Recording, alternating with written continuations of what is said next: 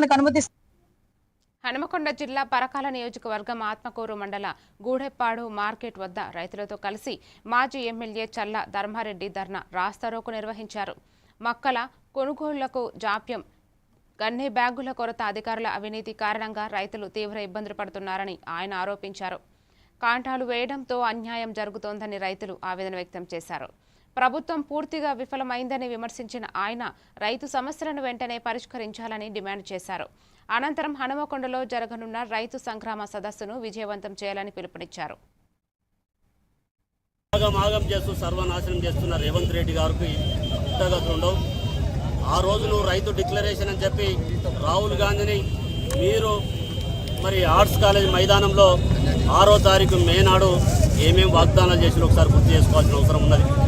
రైతులు ఇట్లా చేస్తా, అట్లా చేస్తా, రాజుని చేస్తా, ఇంకా ఇది చేస్తా, అది చేస్తా అని చెప్పి కేసీఆర్ గారు ఇచ్చిన దానికన్నా ఎక్కువ నేను ఇస్తా, ఆదుకుంటా అని చెప్పిన రేవంత్ రెడ్డి గారు ఇవాళ నువ్వు గెలిచిన 2.5 సంవత్సర కాలంలో రైతులను ఏ యూరియా బస్సు దొరకదు, కరెంటు సరైన టైంకి ఉండదు, నీళ్లు రావు.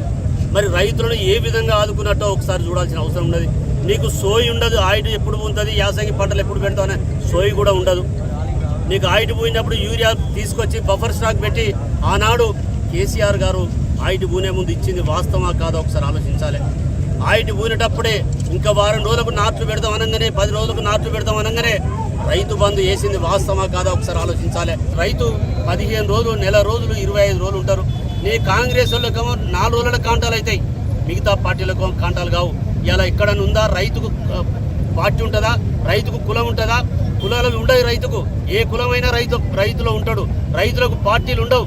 6 కాలం కష్టపడి పండించినోడే రైతు. ఇలా అతనికి కాంటా పెట్టుకునేది వదిలిపెట్టి కాంటాలు పెట్టుకున్నాక ఇంకో కూడా ఒక బస్తాలు కావాలి పండు అంటాడు. అటు ఇట బస్తాలు కావాలి పెట్టిన కాంటా ఒకసారి నిలదీద్దామని చెప్పి గ్రామంలో పోదామని చెప్పి అడుగుతా ఉన్నా.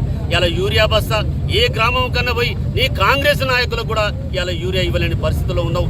ఇలా కాంటాలలో మోసం, కరెంటులో మోసం, రైతు బంధు మోసం, రైతు బీమా మోసం. ఇక రైతులు నువ్వు ఏ విధంగా ఆదుకున్నట్టో ఒకసారి చెప్పాలి. ఇవాళ ఇది ఒక్కటే కాదు, రేపటి నుంచి కాంటాలు వారం రోజుల్లో గూడెప్పాడు మార్కెట్లో ఖాళీ కాకపోతే ఇక్కడ యుద్ధమే ఉంటుందని చెప్పి ఈ సందర్భంగా తెలియజేస్తున్నాం. ఇక్కడ ఆత్మకూరులు రైతులు కాదా, కామారపల్లు రైతులు కాదా, చౌలపల్లులు రైతులు కాదా, పెద్దాపురోళ్ళు రైతులు కాదా, కటాక్షపురోళ్ళు రైతులు కాదా? ఏ విధంగా